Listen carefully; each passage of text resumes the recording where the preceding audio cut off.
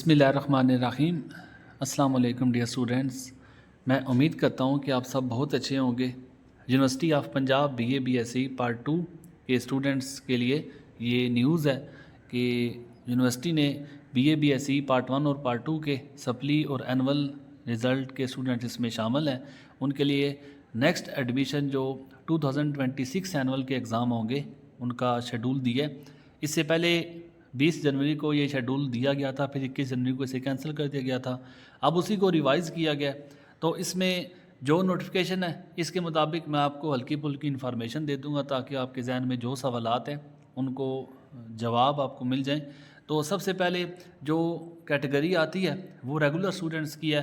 اس میں آپ نے یاد رکھنا ہے ریگولر اسٹوڈنٹس میں وہ بچے جو ڈسیبل ہوتے ہیں، جو سماعت سے سننے کے حصے محروم بچے ہوتے ہیں۔ فرسٹ جو پورشن ہے یہ ڈسیبل اسٹوڈنٹس کے لیے ہے۔ اب 20 فیب سے آپ مارچ کی 6 تاریخ تک ایڈمیشن کا تقریباً یہ 15-16 دن بنتے ہیں، وہ بھی نہیں بنتے، 28 کا منتھ ہے تو یہ آپ کے میکسیمم 14 یا 15 دن بنتے ہیں۔ آپ نے اس بات کو ہر وہ بچہ، کیونکہ دن کم ہے تو ویسے بھی یہ ڈگری ختم ہونے والی ہے، تو آپ نے اس بچے کو لازمی شیئر کرنا ہے تاکہ جو بچہ کنٹینیو اسٹوڈنٹ ہے اس کا کسی بچے کا نقصان نہ ہو۔ اچھا، اس کے بعد جو دوسرے بچے آتے ہیں لیٹ کالج کینڈیڈیٹ میں، اس میں بہت سے بچوں کو کنفیوژن رہتی ہے۔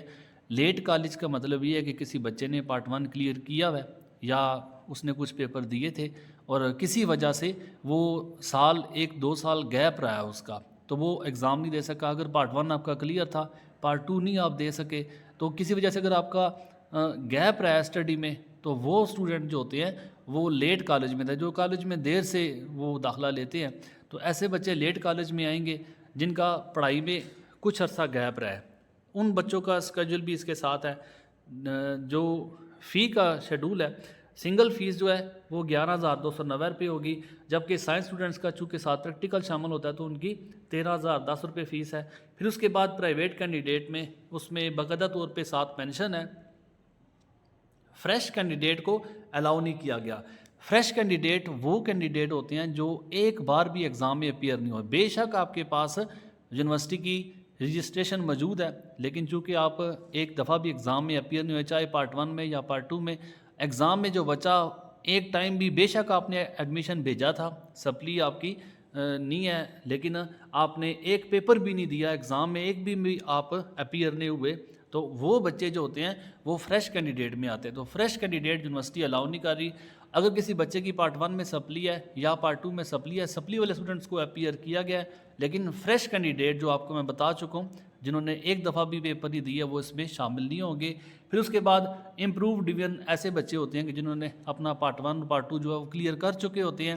پھر اس کے بعد آپ جو مارکس سے سیٹسفائی نہیں ہے تو آپ چاہتے ہیں کہ میں اپنی جو ڈویژن ہے، جو مارکس ہے، میں اسے امپروو کروں، 45 ہے، 44 ہے، 43 ہے، جو پرسنٹیج آپ کی بنتی ہے، تو امپروومنٹ کے لیے آپ پارٹ 1 یا پارٹ 2 میں جو آپ کو سلیکٹیو سبجیکٹس ہیں، جو لگتا ہے آپ کو کہ آپ ان میں ایگزام میں اچھے مارکس لے سکتے ہیں، ان کا ایڈمیشن آپ بھیج سکتے ہیں۔ فی کا اسکیجول آپ کو بتا دیا، آرٹس کے بچوں کے لیے 11,290 روپے ہے اور سائنس کے بچوں کے لیے 13,040 روپے ہے۔ ایڈمیشن آپ کے ٹوٹلی آن لائن ہوں گے۔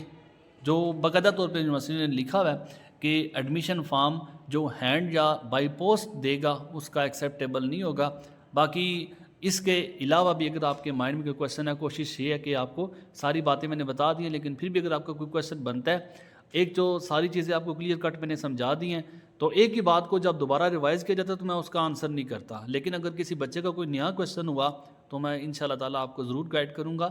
اللہ تعالیٰ آپ سب کا حامی و ناصر ہو، آپ سب کو کامیاب کرے، دعا میں یاد رکھیے گا۔ السلام علیکم، اللہ حافظ۔